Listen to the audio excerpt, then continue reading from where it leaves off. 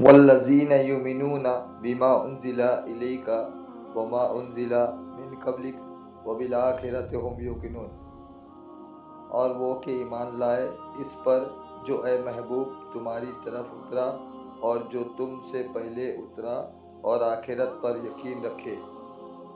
والذین یؤمنون بما انزل الیک، اور وہ ایمان لاتے ہیں اس پر جو تمہاری طرف نازل کیا۔ اس آیت میں اہل کتاب کے وہ مومنین مراد ہے جو اپنی کتاب پر اور تمام پچھلی آسمانی کتابوں پر اور انبیاء علیہم السلام پر نازل ہونے والی وحی پر ایمان لائے اور قرآن پاک پر بھی ایمان لائے۔ اس آیت میں ما انزل الیک سے تمام قرآن پاک اور پوری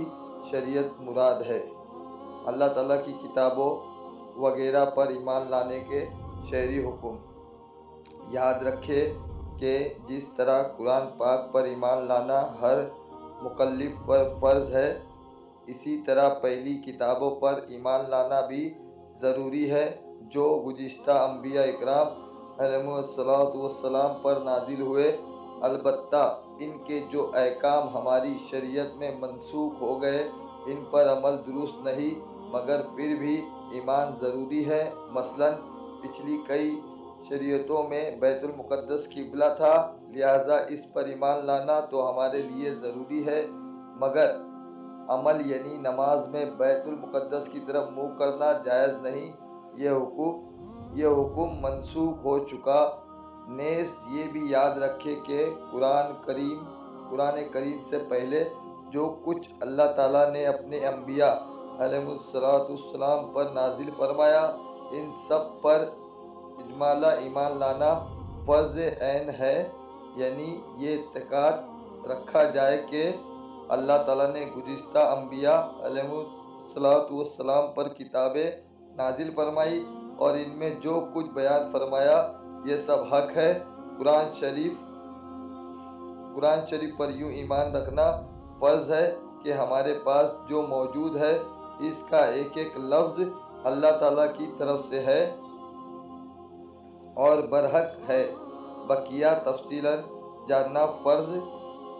خفیہ ہے، لہذا عوام پر اس کی تفصیلات کا علم حاصل کرنا فرض نہیں، جبکہ علماء موجود ہو جنہوں نے یہ علم حاصل کر لیا ہو۔ وبالآخرۃ هم یوقنون، اور وہ آخرت پر یقین رکھتے ہیں، یعنی متقی لوگ قیامت پر اور جو کچھ اس میں جزا و حساب وغیرہ ہے سب پر ایسا یقین رکھتے ہیں کہ اس میں انہیں ذرا بھی شک و شبہ نہیں ہے۔ اس میں اس بات کی طرف بھی اشارہ ہے کہ یہودیوں اور عیسائیوں کا آخرت کے متعلق عقیدہ درست نہیں، کیونکہ ان میں سے ہر ایک کا یہ عقیدہ تھا کہ ان کے علاوہ کوئی جنت میں داخل نہیں ہوگا، جیسا کہ سورہ بقرہ آیت نمبر 111 میں ہے، اور خصوصاً یہودیوں کا عقیدہ تھا کہ ہم اگر جہنم میں گئے تو چند دن کے لیے ہی جائیں گے، اس کے بعد سیدھے جنت میں، جیسا کہ سورہ بقرہ آیت نمبر 80 میں ہے۔ اسی طرح کے فاسد اور من گھڑت خیالات جب ذہن میں جم جاتے ہیں